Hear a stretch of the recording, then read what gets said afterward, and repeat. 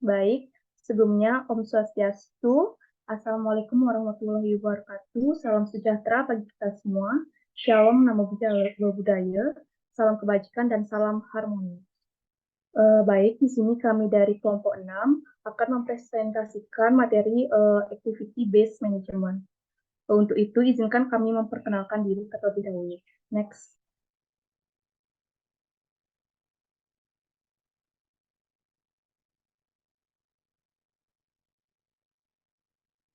Untuk yang pertama, untuk saya sendiri, yaitu perkenalkan nama saya Desa Made Ananda Purwanti. Untuk selanjutnya, untuk Christopher.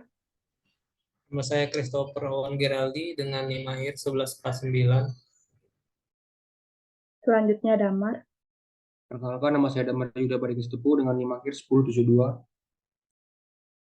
Dan yang terakhir untuk Yona. Perkenalkan, nama saya Ketuanya Kasaputra dengan NIM akhir 1242.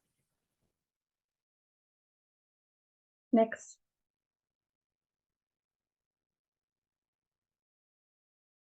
Adapun materi yang akan kami bahas yaitu yang pertama ABM operasional dan ABM strategis, yang kedua activity based costing and activity based management, yang ketiga yaitu analisis nilai proses, yang keempat yaitu pengukuran kinerja aktivitas, dan yang terakhir yaitu pengukuran non keuangan kinerja aktivitas. Untuk materi yang pertama akan dijelaskan oleh rekan saya. Untuk rekan saya persilakan. Baik, di sini saya akan menjelaskan mengenai activity based management. Activity based management merupakan sebuah metode pengelolaan aktivitas yang bertujuan untuk meningkatkan nilai value produk atau jasa untuk konsumen, di mana meningkatkan daya saing, meningkatkan profitabilitas perusahaan. ABM menggunakan ABC sebagai dasar sumber informasi, dengan fokus pada aktivitas dan efisiensi aktivitas, serta proses kunci bisnis.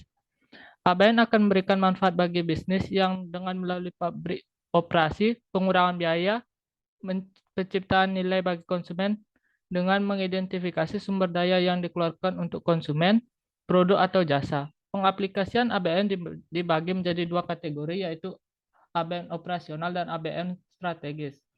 ABN operasional adalah ABN yang mengarah pada efisiensi operasi, utilitas aset, dan penggunaan biaya yang lebih rendah, dengan fokus dalam mengerjakan suatu dengan benar dan melakukan aktivitas dengan seefisien mungkin. Sedangkan ABN strategis adalah ABN yang mengarahkan manajemen untuk mendapatkan manfaat dari model biaya ABC melalui pendalaman biaya dan pembuatan keputusan untuk produk individual, layanan, dan konsumen. Next.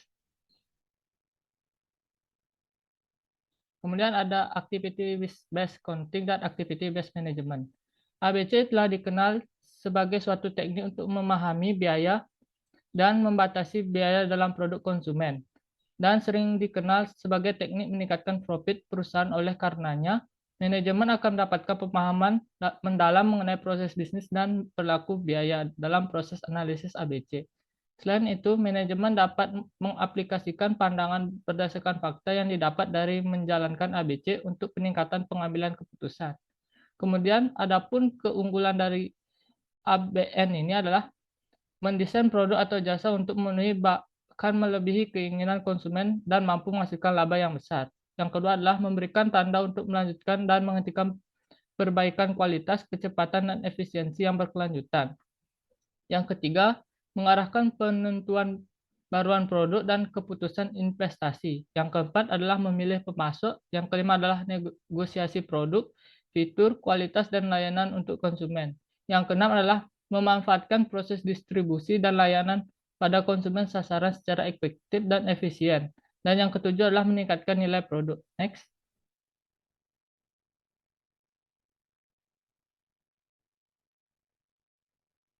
Kemudian adalah analisis nilai proses. Penggunaan ABC dalam ABN memberikan arah yang tepat dalam menghitung biaya produk dan analisis nilai proses. Model ABM terdiri dari dua dimensi, yakni dimensi biaya dan dimensi proses, di mana dimensi biaya memberikan informasi sumber daya, aktivitas, produk, dan konsumen, dan objek biaya lainnya menjadi perhatian. Sedangkan pada dimensi proses, memberikan informasi tentang aktivitas yang dikerjakan, tujuan dilakukannya, aktivitas, dan seberapa baik aktivitas dilakukan. Dimensi ini memberikan kemampuan melakukan dan mengukur perbaikan yang berkelanjutan. Next. Kemudian adalah analisis pemicu, mencari akar penyebab. Setiap aktivitas akan memiliki input dan output, di mana input aktivitas adalah sumber daya yang dikonsumsi selama aktivitas demi menghasilkan output, sedangkan output aktivitas adalah hasil atau produk sebuah aktivitas. Kemudian ada pengukuran output yang dapat diartikan sebagai jumlah waktu yang dibutuhkan untuk menyelesaikan aktivitas. Pengukuran ini efektif apabila yang diukur tersebut adalah pemicu aktivitasnya. Pemicu aktivitas sendiri adalah penyebab timbulnya sebuah permintaan aktivitas. Next. Kemudian adalah analisis aktivitas independensi dan penentuan kandungan nilai. Alasan terkait pelaksanaan analisis ini adalah yang pertama, memenuhi spesifikasi produk atau jasa atau untuk memuaskan keinginan konsumen. Yang kedua adalah menjaga keberlangsungan usaha. Yang ketiga adalah menjanjikan manfaat bagi organisasi. Selanjutnya adalah analisis ini mesti menghasilkan 4 keluaran, yaitu keluaran yang pertama adalah aktivitas yang dilakukan, yang kedua adalah jumlah orang yang melakukan aktivitas, yang ketiga adalah jumlah sumber daya dan waktu yang dipergunakan untuk melaksanakan aktivitas, yang keempat adalah penentuan nilai aktivitas organisasi, termasuk yang rekomendasi untuk memilih dan mempertahankan nilai yang memiliki nilai tambah. Next. Selanjutnya adalah analisis bernilai tambah dan tidak bernilai tambah. Aktivitas bernilai tambah adalah aktivitas yang dapat meningkatkan nilai produk atau jasa untuk konsumen. Penghilangan aktivitas ini akan secara otomatis menurunkan nilai produk atau jasa untuk konsumen. Ada 3 kriteria minimal agar bisa disebut sebagai aktivitas bernilai tambah, yaitu adanya perubahan bentuk, bentuk yang dihasilkan tidak sama dengan aktivitas sebelumnya, dan aktivitas lain bisa dilakukan. Kemudian aktivitas tidak bernilai tambah. Aktivitas tidak bernilai tambah adalah aktivitas yang mengonsumsi sumber daya, waktu, dan tempat dengan sedikit nilai tambah dan atau bahkan tidak memberikan nilai tambah sama sekali pada kepuasan konsumen. Jika aktivitas ini dihilangkan, tidak akan mengurangi kepuasan konsumen atau bahkan tidak disadari konsumen sendiri. Kemunculan biaya tambahan dari aktivitas tidak bernilai tambah menjadi identifikasi adanya inefisiensi. Next. Mungkin segini materi yang bisa saya sampaikan. Selanjutnya saya kembalikan ke moderator.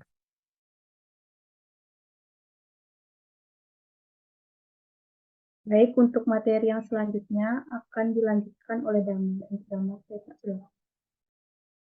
Baik, terima kasih atas waktunya. Di sini saya akan menjelaskan materi mengenai strategi pengurangan biaya.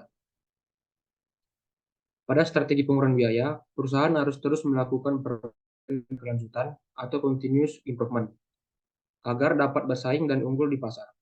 Dalam perbaikan berkelanjutan, terkandung tujuan pengurangan biaya. Salah satu metode yang dapat digunakan adalah penentuan biaya Kaizen atau Kaizen costing. Kaizen adalah istilah Jepang yang artinya perbaikan berkelanjutan. Next slide. Nah, berikut terdapat beberapa karakteristik umum Kaizen. Yang pertama, fokus utama Kaizen adalah menginformasikan dan memotivasi manajer untuk melakukan pengurangan terhadap biaya dan bukan laba akurasi perhitungan biaya produk. Yang kedua, upaya dalam melakukan pengurangan biaya merupakan tanggung jawab dan kerja tim bukan individu. Yang ketiga, frekuensi. Bahkan secara batch per batch, biaya produksi sesungguhnya dihitung, dibagikan, dan dianalisis oleh para pegawai lini depan. Yang keempat, informasi biaya yang dipergunakan oleh tim bersifat khusus sesuai dengan kebutuhan dan hitungannya. Yang kelima, standar biaya selalu disesuaikan, bertujuan untuk merefleksikan pengurangan biaya di masa lalu dan target perbaikan di masa yang akan datang. Dan yang keenam, tim kerja bertanggung jawab untuk menghasilkan ide-ide pengurangan biaya. Next slide. Selanjutnya, analisis aktivitas menjadi elemen kunci dalam metode Kaizen. Analisis aktivitas dapat mengurangi biaya dengan 4 cara seperti berikut ini. Yang pertama, menghapus aktivitas atau activity elimination. Yang kedua, pemilihan aktivitas atau activity selection. Yang ketiga, pengurangan aktivitas atau activity reduction. Dan yang keempat, pembagian aktivitas atau activity setting. Next slide. Selanjutnya yaitu pengukuran kinerja aktivitas. Pengukuran kinerja aktivitas berupa ukuran keuangan dan non-keuangan.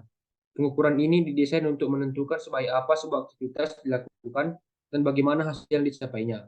Selain itu juga didesain untuk mengungkapkan jika terdapat perbaikan-perbaikan yang sudah direalisasi secara konstan. Pengukuran kinerja aktivitas berpusat pada 3 dimensi utama, yaitu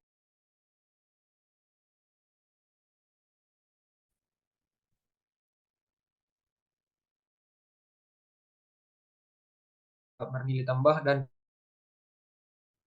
dasar untuk mengidentifikasi dan menghitung ukuran output untuk setiap aktivitas. Hasil identifikasi ukuran output digunakan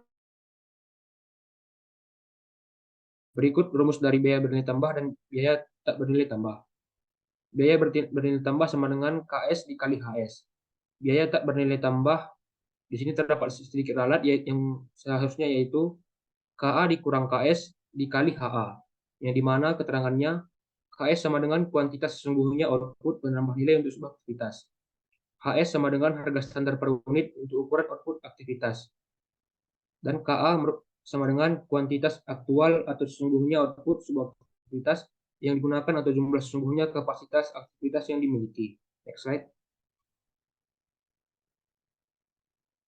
Yang berikut adalah paragraf 7.2 yang dimana contoh dari biaya nilai utama dan biaya tidak bernilai tambah. Pada contoh ini, asumsi yang digunakan adalah harga standar sama dengan harga sesungguhnya. Pada tabel terdapat 4 aktivitas yang dimana penggunaan mesin, pengerjaan ulang, pengasetan, dan inspeksi. Aktivitas yang pertama yaitu penggunaan mesin yang dimana biaya bernilai tambahnya sebesar 40 juta, biaya tidak bernilai tambah sebesar 8 juta, dan biaya sungguhnya menghasilkan 48 juta. Aktivitas kedua, pengerjaan ulang, biaya bernilai tambah tidak ada, biaya tidak bernilai tambah sebesar 9 juta, dan biaya sungguhnya sebesar 9 juta. Selanjutnya, pengasetan, biaya bernilai tambah tidak ada, biaya tidak bernilai tambah sebesar 36 juta, dan biaya sungguhnya sebesar 36 juta. Aktivitas keempat, inspeksi, biaya bernilai tambah tidak ada, biaya tidak bernilai tambah sebesar 6 juta, biaya sungguhnya sebesar 6 juta. Nah, keterangan perhitungan pada tabel tersebut, biaya bernilai tambah dapat dari penggunaan mesin sama dengan 10.000 dikali 4.000. Biaya tidak bernilai tambah yang pertama penggunaan mesin didapatkan dari 12.000 dikurangi 10.000 dan dikalikan 4.000. Yang kedua pengerjaan ulang sama dengan 10.000 dikurang 0 dan dikali 900. Untuk pengasetan sama dengan 6.000 dikurang 0 dikali 6.000. Dan yang terakhir inspeksi sama dengan 4.000 dikurang 0 dikali 1.500. Next slide. Nah, sebagai ilustrasi untuk konsep tersebut digunakan contoh penyusunan laporan biaya bernilai tambah dan tidak bernilai tambah pada PT Pluto. PT Pluto adalah perusahaan yang bergerak di bidang manufaktur mesin diesel. Pengamatan difokuskan pada 4 aktivitas, yaitu aktivitas penggunaan mesin, aktivitas pengerjaan ulang, aktivitas pengasetan, dan aktivitas inspeksi, yang dimana dianggarkan sebesar 6 juta rupiah untuk 2 pengawas. Dengan data aktivitas seperti pada paragraf 7.2 sebelumnya. Next slide. Selanjutnya ada laporan tren. Laporan tren menunjukkan bahwa pengurangan biaya telah terjadi seperti yang diharapkan. Lebih dari sepertiga biaya tidak bernilai tambah berhasil dikurangi. Masih tersedia banyak ruang untuk melakukan perbaikan aktivitas yang telah berhasil dilakukan sebelumnya. Melaporkan biaya tidak bernilai tambah tidak hanya mengungkapkan pengurangan biaya yang tertentukan, tetapi juga memberikan informasi bagi manajer terkait potensi pengurangan biaya yang masih dapat dilakukan. Next slide. Nah, inilah paragraf 7.4 ataupun contoh dari laporan tren. Sekian materi dari yang dapat saya paparkan, selanjutnya saya berikan kepada moderator. Baik, untuk materi yang selanjutnya akan dijelaskan oleh Owen. Untuk Owen, saya persilakan. Baik, saya akan melanjutkan materi dari Damar. Materinya adalah benchmarking. Benchmarking adalah suatu metode analisis yang dilakukan dengan cara melakukan perbandingan suatu ukuran unit-unit yang berbeda dalam organisasi yang melakukan aktivitas yang sama. Sebagai contoh, misalnya sebuah fasilitas pabrik mengeluarkan biaya pembelian sebesar 100 juta dengan output sebanyak 5.000 order pembelian. Seandainya biaya terbaik per order 15.000, maka fasilitas pabrik dengan biaya pembelian 20.000 per order masih memiliki peluang untuk mengurangi biaya pembeliannya sebesar 5.000. Selanjutnya di sini ada penganggaran aktivitas atau activity flexible budgeting. Dalam penganggaran fleksibel aktivitas, anggaran disusun dengan menggunakan lebih dari satu pemicu agar penyajiannya sederhana dan mudah dipahami. Disusun berkelompok menurut kesamaan aktivitas. Aktivitas yang homogen dijadikan satu dan anggaran setiap kelompok dibuat menggunakan pemicu yang sama. Untuk menentukan formula biaya dapat menggunakan metode estimasi yang lazim. Misalnya metode tertinggi sampai terendah atau high-low method.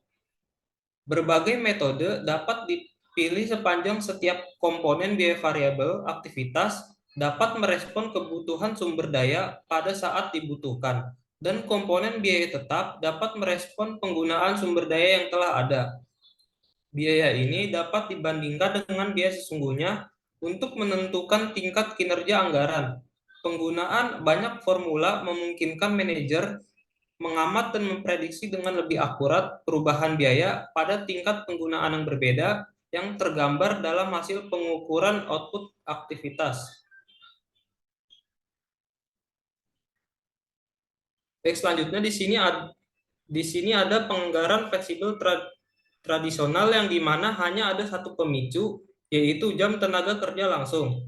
Bisa dilihat dari tabel ini, ada keterangan bahan baku sampai penerimaan. Terus ada biaya tetap dan biaya variabel dengan jam tenaga kerja langsung sebagai pemicunya dengan level aktivitas 10.000 dan level aktivitas 20.000.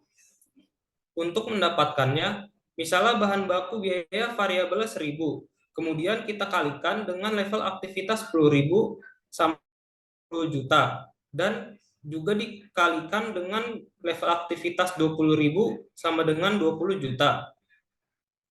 Dan untuk pemeliharaannya yang ada biaya tetapnya 60 juta, cara perhitungannya biaya variabel 2.000 dikalikan jam tenaga kerja langsung 10.000 sama dengan 20 juta. Dan ditambah 60 juta atau biaya tetap dan mendapat hasil 80 juta. Kemudian saat kita totalkan, level aktivitas 10.000 mendapat total 361 juta dan level aktivitas 20.000 mendapat total 476 juta. Kemudian ada penganggaran fleksibel aktivitas, yang dimana ada dua pemicu, yaitu jam tenaga kerja dan jam mesin. Cara mencarinya sama seperti fleksibel tradisional, hanya saja yang ini anggarannya disusun berkelompok menurut kesamaan aktivitas, yang dimana aktivitas yang homogen dijadikan satu dan anggaran setiap kelompok dibuat menggunakan satu pemicu yang sama. Di sini terdapat pemicu lainnya, yaitu jumlah pengesetan dan jumlah order dengan cara mencarinya sama seperti tadi dengan level aktivitas yang berbeda. Laporan kinerja berbasis aktivitas. Selanjutnya ada laporan kinerja berbasis aktivitas. Di sini terdapat perbandingan antara biaya aktivitas yang dianggarkan dengan biaya sesungguhnya yang terjadi. Terdapat unsur anggaran yang sesuai dengan target, tetapi juga terdapat yang tidak sesuai dengan target. Sehingga dengan perbandingan ini dapat membantu manajer dalam besarnya penyimpangan dan dampaknya bagi perusahaan. Kita dapat melihat dari tabel berikut, dari keterangan bahan baku sampai penerimaan barang, di mana keterangan bahan baku, biaya yang dianggarkannya itu 10 juta, tetapi biaya sesungguhnya yang terjadi adalah 12 juta, sehingga selisih anggarannya sebesar 2 juta yang menunjukkan kerugian. Kerugian disebabkan karena biaya sesungguhnya lebih besar daripada biaya dianggarkan. Dan untuk keterangan pemeliharaan biaya yang dianggarkan 81 juta dan biaya sesungguhnya 75 juta. Sehingga selisihnya 6 juta yang menunjukkan keuntungan karena biaya dianggarkan lebih besar dari biaya sesungguhnya. Dan didapatkan total mendapat 91.500.000 yang menunjukkan keuntungan. Perhitungan selisih anggaran per komponen. Selain membandingkan total biaya yang dianggarkan dengan total biaya sesungguhnya, pada tingkat aktivitas sesungguhnya, tiap aktivitas juga dapat dilakukan perbandingan biaya aktivitas sesungguhnya dengan biaya tetap yang dianggarkan, serta biaya variabel aktivitas sesungguhnya dengan biaya variabel aktivitas yang dianggarkan. Kita bisa lihat dari tabel berikut. Pada komponen biaya tetap, biaya yang dianggarkannya itu 60 juta, biaya sesungguhnya 65 juta. Sehingga selisihnya 5 juta yang mendapatkan kerugian. Komponen variabel selisihnya 65 juta yang mendapatkan untung. Sehingga saat kita totalkan mendapat hasil 60 juta yang mengalami keuntungan.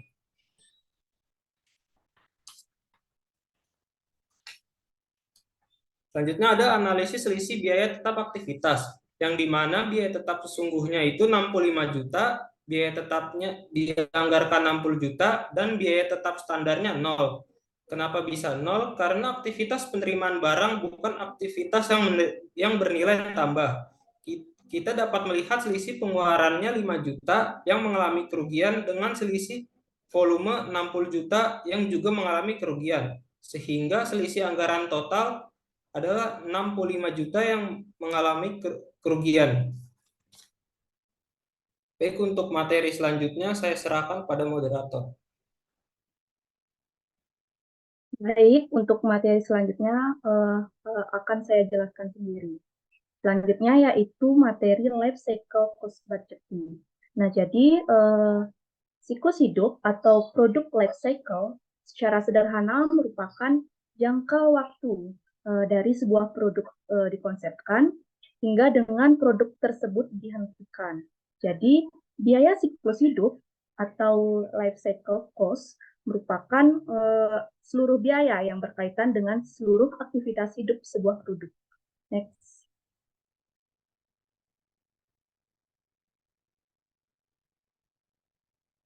Nah, di sini ada analisis selisih biaya aktivitas variabel dengan keterangan bahwa standar aktivitas untuk penerimaan barang adalah 0. Sebab aktivitas penerimaan barang bukanlah aktivitas yang bernilai tambah pada selisih biaya aktivitas variabel. Next. Di sini ada kurva biaya terikat.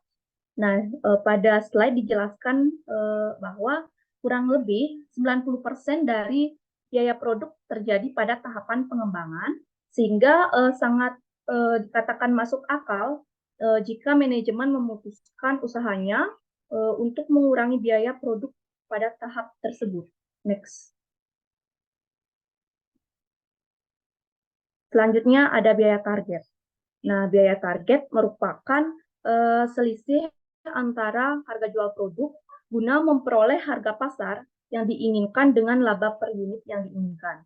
Nah, jadi dari inti penentuan biaya target yaitu dengan silogisme sederhana, yaitu yang pertama, biarkan pasar yang menentukan harga jual produk masa depan. Yang kedua, berdasarkan harga jual tersebut, tentukan margin laba yang diinginkan oleh perusahaan. Dan yang terakhir yaitu sisa harga jual dikurangi dengan margin laba merupakan biaya target produk yang harus diproduksi. Next. Selanjutnya ada pengukuran non-keuangan kinerja aktivitas. Nah, dalam sistem akuntansi, pertanggungjawaban akuntansi kontemporer, pengukuran non-keuangan untuk kinerja juga berperan penting. Pada lingkungan bisnis tradisional yang relatif stabil, kinerja diukur dengan membedakan antara hasil yang sebenarnya dengan standar yang sudah ditentukan sebelumnya. Jadi, salah satu cara untuk meningkatkan peran kerjanya tersebut adalah pengukuran kinerja operasional. Nah, pengukuran kerja operasional ini berfokus pada ukuran fisik kinerja aktivitas. Jadi, para pekerja berkaitan langsung dengan ukuran operasional tersebut. Nah, ukuran pendapatan dapat direspon dengan lebih cepat sehingga meningkatkan efisiensi. Selain itu, ukuran kinerja operasional harus berkaitan dengan 3 dimensi kinerja aktivitas, yaitu yang pertama efisiensi, kualitas, dan waktu. Next. Nah, di sini saya memakai contoh pada buku yaitu PT Dikdaya, memiliki data untuk satu sel produksinya sebagai berikut. Yang pertama yaitu ada kecepatan teoritis dengan 10 unit per jam.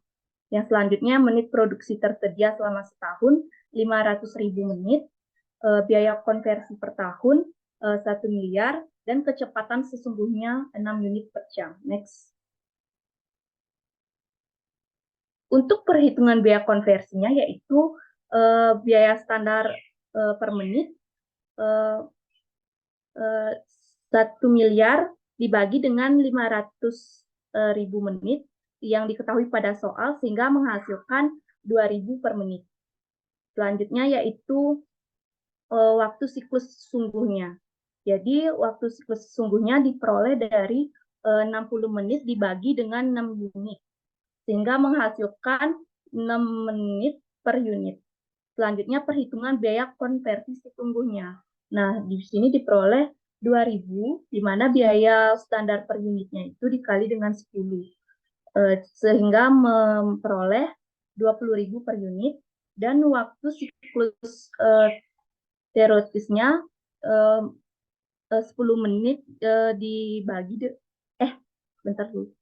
20 menit dibagi dengan 10 sehingga menghasilkan 5 menit per jam. Next. Baik, untuk sesi diskusi akan kami lanjutkan di hari Selasa. Next. Baik, sekian presentasi dari kelompok 6 pada hari ini. Kami ucapkan terima kasih dan kami akhiri dengan Om Santi Santi Santi Om. Assalamualaikum warahmatullahi wabarakatuh. Salam sejahtera bagi kita semua. Shalom Namo Buddhaya. Salam kebajikan dan salam harmoni.